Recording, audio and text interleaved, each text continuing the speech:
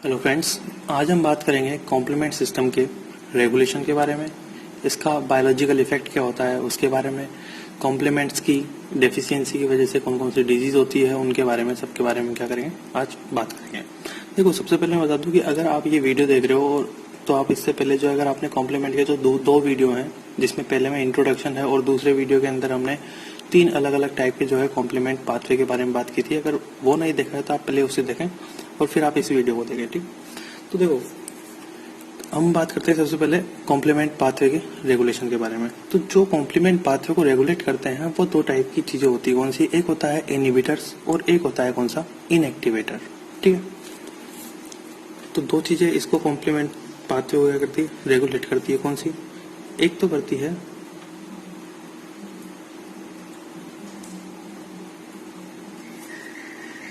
Inhibitor,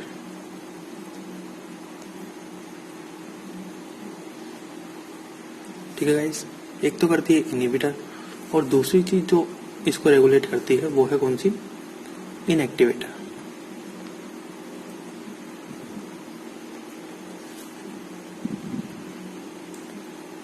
ठीक है, clear? अब देखो ध्यान से सुनना, जो इनहिबिटर्स होते हैं, ये इनहिबिटर क्या होते हैं?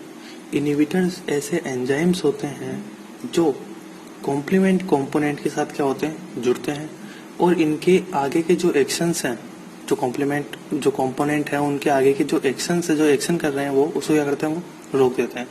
जबकि अगर हम बात करें इनएक्टिवेटर की, तो इनएक्टिवेटर ऐसे एंजाइम होते हैं जो क्या करते हैं? जो कि ये कॉम्प्लीमेंट कंपोनेंट्स होते हैं, इनको डिस्ट्रॉय करने का काम करते हैं। ठीक है, तो मैं यहाँ पे लिख देता हूँ, इनहिबिटर क्या होता है? Inhibitor bind with complement component. ठीक है, कॉम्प्लीमेंट कंपोनेंट के साथ जुड़े हुए क्या किया? स्टॉप द फंक्शन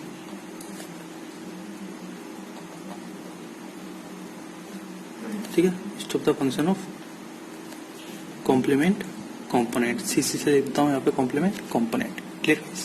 जबकि जो इनएक्टिवेटर होते हैं, इनएक्टिवेटर क्या काम करते हैं कि इनएक्टिवेटर जो होते हैं ये क्या करते हैं? ये ऐसे एंजाइम है,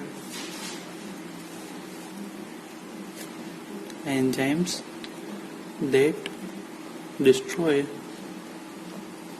कॉम्प्लीमेंट प्रोटीन या कॉम्प्लीमेंट कंपोनेंट्स। Clear guys? अब देखो हम सबसे पहले बात करते हैं इसके अंदर इनहिबिटर के बारे में। ठीक है, तो इनहिबिटर कौन कौन से होते हैं वो मैं बताता हूँ। देखो मैं यहाँ पे एग्जांपल करके लिख देता हूँ, यहाँ पे इनहिबिटर कौन कौन से होते हैं। तो हम इसके अंदर 2 टाइप के इनहिबिटर के बारे में बात करेंगे। एक तो आपको पता होगा, जब आपने जो क्लासिकल कॉम्प्लीमेंट पाथवे पढ़ा था उसके अंदर क्या था कि C1 के एक्टिवेशन से क्या हो रहा था? लास्ट में जाकर के जो C1 के 3 पार्ट थे, QRS, तो लास्ट में कौन एक्टिवेट हो रहा था? C1S। और C1S जो था मैंने बताया था इसके अंदर क्या होता है? एंजाइमेटिक क्या होती है? रिएक्शंस होती है, मतलब ये एंजाइम की तरह बिहेव करता है। ठीक है, तो जो ये C1 एस्ट्रेज जो होता है, इसको इनहिबिट करने के लिए जो एंजाइम होता है वो क्या होता है? ठीक है, तो देखो सबसे पहला इनहिबिटर की हम बात कर रहे हैं। सबसे पहला इनहिबिटर है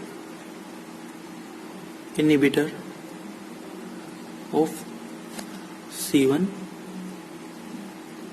एस्ट्रेज। ठीक है, इसको हम बोलते हैं, ये ध्यान रखना, C1S फिर क्या है? INH, inhibitor. ठीक है, ये होता है हमारे पास सबसे पहला इनहिबिटर। Clear guys? दूसरी बात, तो ये क्या काम करेगा? तो ये C1S के साथ जुड़ जाएगा और C1S के साथ जुड़ जाएगा और क्या कर देगा? इसके आगे के जो फंक्शन है उनको क्या कर देगा? ब्लॉक कर देगा, स्टॉप कर देगा। क्लियर? अब देखो अगर मैं इसके बारे में थोड़ी बहुत बात करता हूँ, तो C1S INH होता है, ये क्या होता है? ये एक heat level alpha neuro amino glycoproteins होता है। क्या होता है? Heat level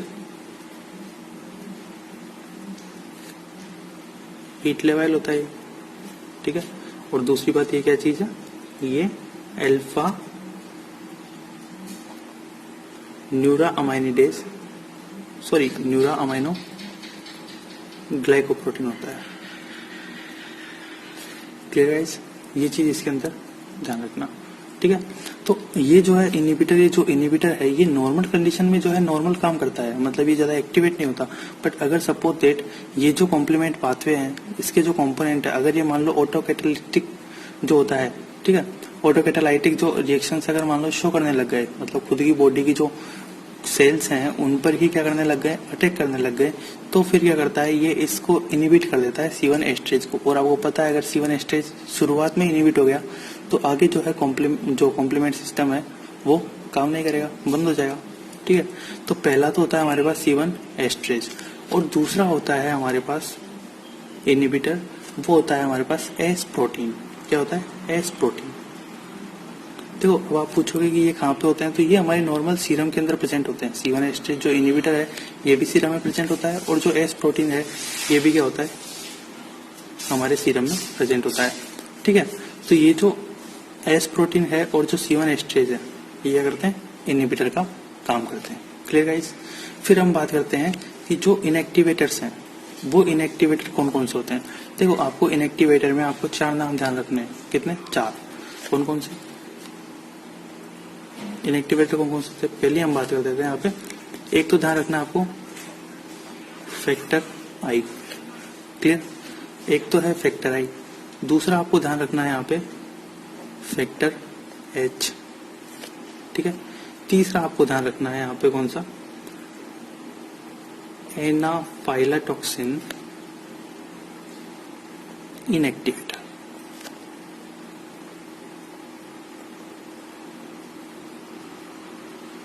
इनएक्टिवेटर, एनाफाइलाटॉक्सिन इनएक्टिवेटर।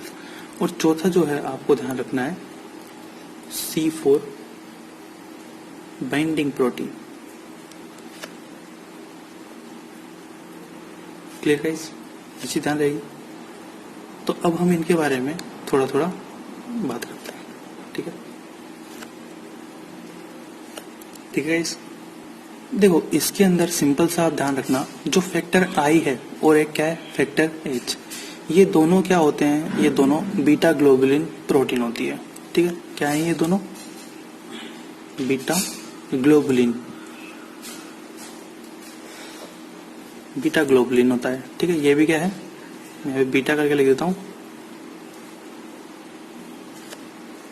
Beta globulin. Clear guys. और जो एनाफाइलाटॉक्सिन इनएक्टिवेटर होता है ये क्या होता है, ये होता है हमारे पास अल्फा ग्लोबुलिन, ठीक है। दोनों क्या है, बीटा है, और ये क्या है, अल्फा ग्लोबुलिन, ठीक है। सीरम प्रोटीन है ये सब की सब, क्लियर। और ये तो C4 बाइंडिंग प्रोटीन है ही। अब आप इसके अंदर ध्यान रखना कि जो फैक्टर आई होता है और जो फैक्टर एच होता है ये तो किसके एक्टिवेशन को कंट्रोल करते हैं, ये करते हैं जो हमारे C3 कंपोनेंट था, ठीक है। जो C3 कंपोनेंट होता है कॉम्प्लीमेंट सिस्टम के अंदर उसके एक्टिवेशन को कंट्रोल करते हैं, ठीक है। तो ये किसको करेंगे, कंट्रोल C3 एक्टिवेशन। और ये भी क्या करेगा, ये कंट्रोल करेगा, या आप बोल दो कि मॉड्यूलेट करेगा ये, ठीक है, modulate C3 activation. Clear guys. अब देखो ये जो एनाफाइलाटॉक्सिन इनएक्टिवेटर्स हैं, आपको मैंने बताया था क्लासिकल कॉम्प्लीमेंट पाथवे में कई सारे जो कंपोनेंट्स ऐसे निकल रहे थे जो क्या काम कर रहे थे, एनाफाइलाटॉक्सिन की तरह बिहेव कर रहे थे, ठीक है। मैंने बताया था वहां पे, और मैंने बताया था कि ये जो है कीमोटैक्टिक की तरह भी काम करते हैं, ठीक है।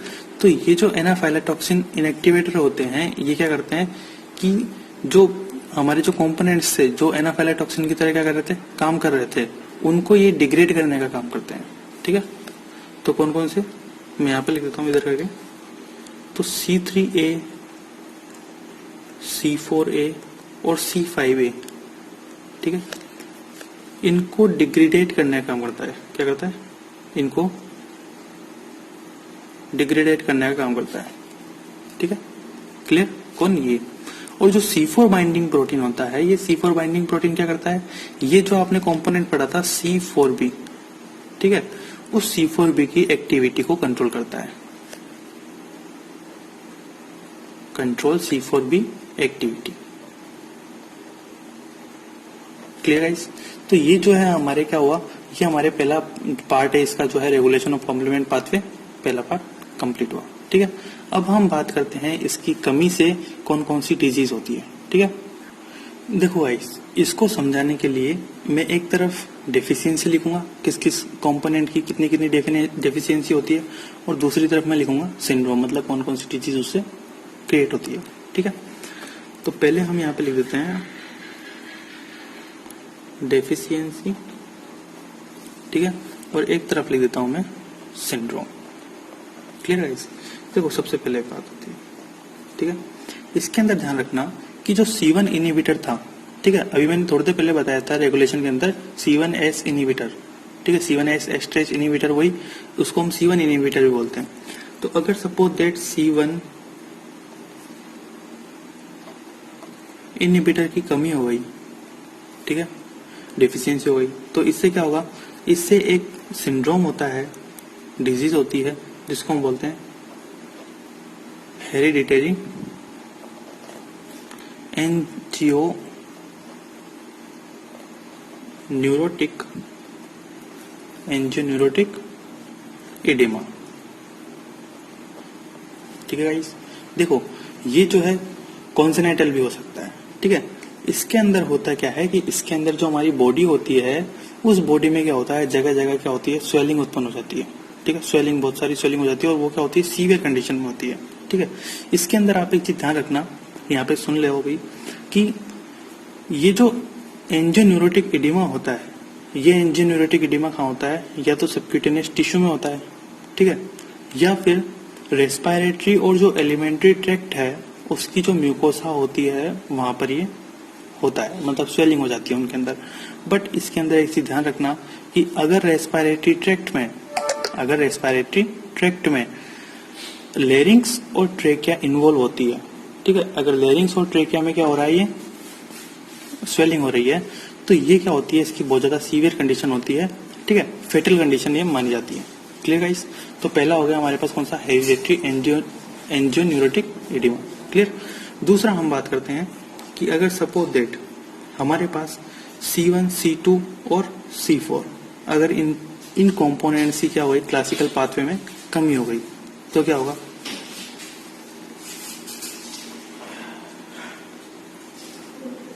तो early component of classical pathway C1, C2, C4, अगर इनकी कमी हो गई, तो इनकी कमी से कौन सा सिंड्रोम होगा या कौन सी डिजीज होगी, उससे होगा SLE, सिस्टेमिक ल्यूपस एरिथ्रेमस। ठीक है, ये ध्यान रखना। और इसके अलावा कौन सा, इसके अलावा कुछ दूसरे कोलाजन वेस्कुलर डिजीज भी हो सकती है। ठीक है, SLE और अदर कोलाजन वेस्कुलर डिजीज इससे होगी अगर इनकी कमी हुई तो। तीसरी बात हम करते हैं, अगर सपोज दैट जो C3 कंपोनेंट है, C3 कंपोनेंट या इसको जो रेगुलेट करने वाला प्रोटीन है, ठीक है, उनकी कमी हो गई, एंड इट्स रेगुलेटरी प्रोटीन, अगर उसकी कमी हो गई तो कौन सा डिजीज होगा, तो हमारे सीवियर रिकरेंट पायोजेनिक इन्फेक्शन हो जाएगा। सीवियर रिकरेंट पायोजेनिक इन्फेक्शन हो जाएगा। Clear guys? लास्ट हमारे सेकेंड लास्ट, अगर सपोज दैट C5 से लेकर के C8 जो कंपोनेंट्स है, अगर इनकी कमी हो जाती है तो क्या होगा, अगर इनकी कमी हो जाती है तो इनकी वजह से क्या होगा, देखो जो था मेम्ब्रेन अटैक कॉम्प्लेक्स, उसका अच्छे से फॉर्मेशन नहीं होगा, तो क्या है, बैक्टीरिया खत्म नहीं होंगे बॉडी के अंदर, अगर किसी बैक्टीरिया ने अटैक किया तो वो खत्म नहीं होगा बॉडी के अंदर, और उसकी वजह से क्या होता है, हमारे ब्लड के अंदर बैक्टीरिया और ये प्रेजेंट हो जाते हैं। ठीक है, जिसको हम क्या बोलते हैं, बैक्टीरियमिया। देखो बैक्टीरियमिया जिसके अंदर लग जाता है, इसका मतलब ये कि ब्लड से रिलेटेड, ठीक है, मतलब बैक्टीरिया कहाँ प्रेजेंट है, ब्लड में, क्लियर। और मेनली कौन से बैक्टीरिया होते हैं, मेनली अटैक करने वाले बैक्टीरिया जो हैं ग्राम नेगेटिव डिप्लोकोकाई, ठीक है, ग्राम नेगेटिव डिप्लोकोकाई। और एक और ध्यान रखना है यहाँ पे, कौन सा, टॉक्सो प्लाज्मोसिस। ये जो दो टाइप के बैक्टीरिया होते हैं, ये क्या है, ज्यादातर मेनली प्रेजेंट होते हैं इस कंडीशन में, अगर इनकी कमी हो जाती है तो, ठीक है। और अगर मैं बात करूं, लास्ट है हमारे पास C9।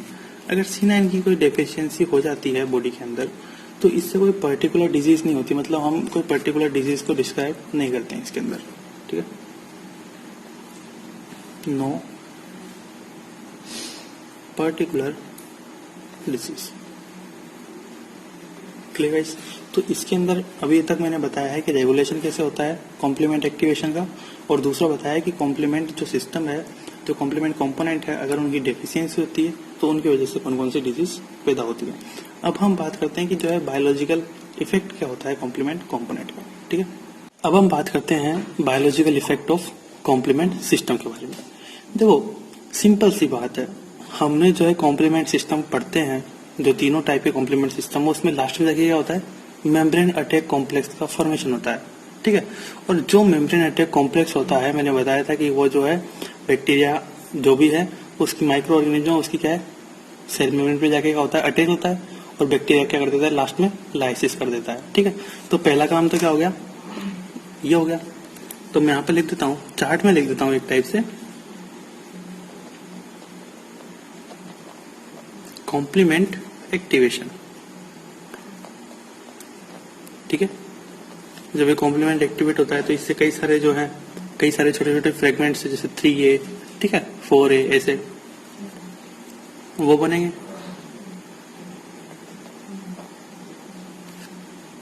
Sorry,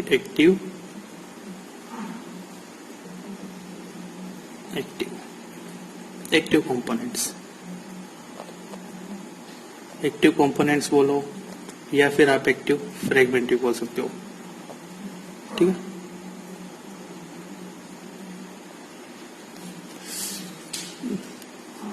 clear guys. देखो सबसे पहले तो पहला काम तो क्या हो गया, पहला इफेक्ट कैसे हो गया कि मेम्ब्रेन अटैक कॉम्प्लेक्स का फॉर्मेशन होता है, ठीक है, MSC का फॉर्मेशन होता है। और जब MSC का फॉर्मेशन होता है तो इससे क्या होता है, बैक्टीरिया का बैक्टीरियल लाइसिस, ठीक है गाइस। तो पहला काम तो क्या हो गया, ये हो गया सबसे पहले, क्लियर। दूसरा काम क्या करता है, देखो ये जो कॉम्प्लीमेंट एक्टिवेशन जब होता है तो इससे क्या है, ये कॉम्प्लीमेंट वायरस जो होता है, वायरस के न्यूट्रलाइजेशन के अंदर भी हेल्प करता है, ठीक है। तो ये दूसरी चीज ध्यान रखना, ठीक है। तो ये किसमें काम होता है, वायरल न्यूट्रलाइजेशन, क्लियर। दूसरा काम हो गया। तीसरा काम क्या करता है इसमें, देखो मैंने आपको जो है उसके अंदर कई सारे कंपोनेंट्स बताए थे, क्लासिकल कॉम्प्लीमेंट पाथवे जब बताया था तो कि 3A रहा, 5A, ठीक है। ये जो होते हैं ये क्या करते हैं, ये एनाफाइलोटॉक्सिन्स की तरह बिहेव करते हैं, ठीक है। और मैंने बताया था वहां पे जो 2A कंपोनेंट होता है, ठीक है, मतलब जब C2 का जो एक्टिवेशन होता है तो C2 के एक्टिवेशन से क्या था, C2A और C2 भी बन रहा था, ठीक है। तो जो C2A होता है वो क्या करता है, वो काइनिन लाइक एक्टिविटी शो करता है और वेस्कुलर परमिएबिलिटी बढ़ाता है, ठीक है। और मैंने बताया था कि ये इन्फ्लामेशंस में भी, इनमें भी काम आते हैं ये, ठीक है गाइस। तो देखो यहाँ पे लिख देता हूं मैं, ठीक है। तो क्या होता है कि जो एनाफाइलोटॉक्सिन्स है, ठीक है, एनाफाइलोटॉक्सिन्स कौन कौन से, C3A और C5A, ठीक है। ये क्या करते हैं कि जो मास्ट सेल होती है, क्या होती है, मास्ट सेल, जैसे ये क्या है, मास्ट सेल, मास्ट सेल पे क्या होता है, इनके लिए स्पेशल रिसेप्टर पाए जाते हैं, ठीक है। तो जैसे कि यहाँ पे क्या है, ये रिसेप्टर है, ठीक है, रिसेप्टर फॉर एनाफाइलोटॉक्सिन, ठीक है। जब ये एनाफाइलोटॉक्सिन यहाँ पे आके जुड़ते हैं मास्ट सेल पे, तो इस मास्ट सेल का क्या होता है, डीग्रेनुलेशन हो जाता है, ठीक है। और इसके अंदर जो हिस्टामिन और ये भरे हुए हैं वो क्या होते हैं, बाहर निकल जाते हैं, ठीक है। तो आगे क्या हो जाएगा इसका, जब ये आकर के यहाँ पे जुड़ेंगे तो क्या होगा, इसका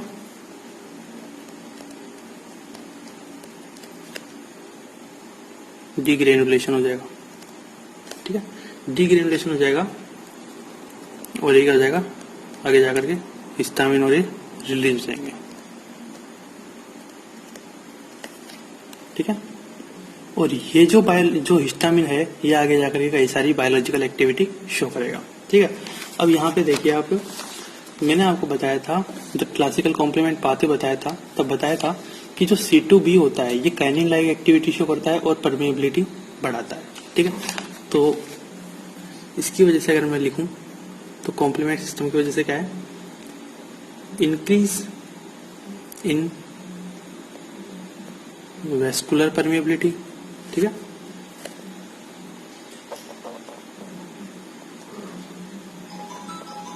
ठीक है, वेस्कुलर परमेबिलिटी बढ़ाता है। तो आप देखो वेस्कुलर परमेबिलिटी बढ़ रही है, ठीक है, हिस्टामिन्स और रिलीज हो रहे हैं, तो ये सारी चीजें किस में होती है, इन्फ्लामेशन में होती है। और मैंने आपको बताया था कि ये जो कंपोनेंट्स जो टूटते हैं, जो C2 का एक्टिवेशन हुआ, C3 का एक्टिवेशन हुआ, तो जो छोटे छोटे कंपोनेंट्स निकलते हैं, ठीक है, ये किस में पार्टिसिपेट करते हैं, ये इन्फ्लामेशन में पार्टिसिपेट करते हैं, ठीक है गाइस। तो ध्यान रखना। तो मैं यहाँ पे लिखता हूं, ये क्या है, इन्फ्लामेटरी रेस्पॉन्स है, ठीक है, इन्फ्लामेटरी रेस्पॉन्स। Clear guys. अब देखो ये हमारी 3 बातें हो गई, पहला हो गया, दूसरा हो गया, ये हमारे पास तीसरी बात हो गई, और ये हमारे पास कौन सी होगी, चौथी बात, ठीक है। इन्फ्लामेटरी रेस्पॉन्स के 2 पार्ट हो गए। अब एक चीज ध्यान रखना, वो बताते हैं, 2 काम और बताते हैं इसके। देखो जब एंटीजन बॉडी के अंदर एंटर करता है तो एंटीजन एंटीबॉडी कॉम्प्लेक्स का फॉर्मेशन होता है, ठीक है गाइस। अब ये जो एंटीजन एंटीबॉडी कॉम्प्लेक्स बना है, इस एंटीजन एंटीबॉडी कॉम्प्लेक्स के साथ क्या होता है कि जो C3B जो कंपोनेंट है वो क्या होता है, इसके साथ अटैच होता है, ठीक है। और क्या काम करता है, जैसे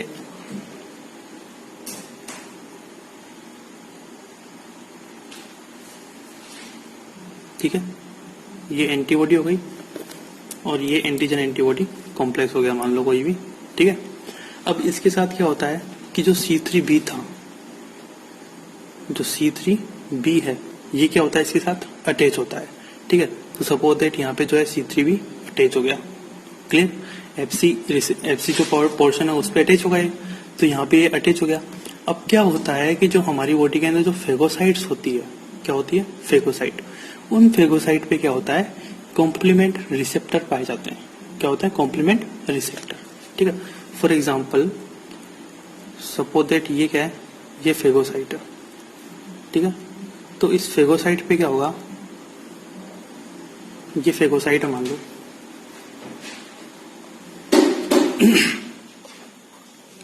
तो इस फेगोसाइट पे क्या होता है, कॉम्प्लीमेंट रिसेप्टर पाए जाते हैं।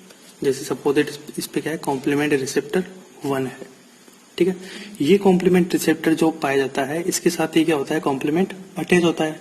और जब ये इसके साथ अटैच होता है, ठीक है, तो ये क्या कर देती है, इसको एंगल कर लेती है, और ये क्या करती है, इसको क्लियर कर देती है, ठीक है, एंटीजन एंटीबॉडी कॉम्प्लेक्स को, ठीक है। तो ये क्लियरेंस ऑफ इम्यून कॉम्प्लेक्स में भी क्या आता है, काम आता है, ठीक है। तो ये क्या हो गया, क्लियरेंस ऑफ इम्यून कॉम्प्लेक्स, ठीक है। और ये किसने प्रमोट किया, बाय फेगोसाइट। Clear guys. तो ये जो है हमारे कौन सा पॉइंट हो गया, 6ठा पॉइंट हो गया। बायोलॉजिकल इफेक्ट है सारे के सारे, ठीक है।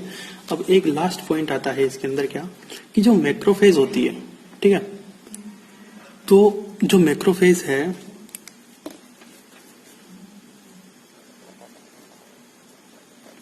मैक्रोफेज भी क्या है, फेगोसाइट ही है, ठीक है। तो इसकी सरफेस पे भी क्या होता है, कॉम्प्लीमेंट रिसेप्टर पाए जाते हैं। क्या होते हैं, सेम इसी की तरह, फेगोसाइट की तरह, वही फेगोसाइट ही तो है, ठीक है। तो कॉम्प्लीमेंट रिसेप्टर होते हैं, ठीक है। अब क्या होता है कि जो बैक्टीरियल सेल्स होती है, वो बैक्टीरियल सेल क्या होती है, जो C3b है, इस C3b के साथ क्या होती है, सेम इसी की तरह अटैच होती है, ठीक है। और जब ये C3b के साथ अटैच होती है बैक्टीरियल सेल, तो ये C3b क्या होता है, इस कॉम्प्लीमेंट रिसेप्टर पे आके जुड़ता है। और जब ये इस पे आके जुड़ता है तो बैक्टीरियल सेल भी आके जुड़ेगी साथ में। तो ये जो मैक्रोफेज है ये क्या कर देती है, इसको लाइसिस कर देती है, ठीक है, खत्म कर देती है इसको। तो जैसे मैं यहाँ पे लिख देता हूं, a bacterial cell coated with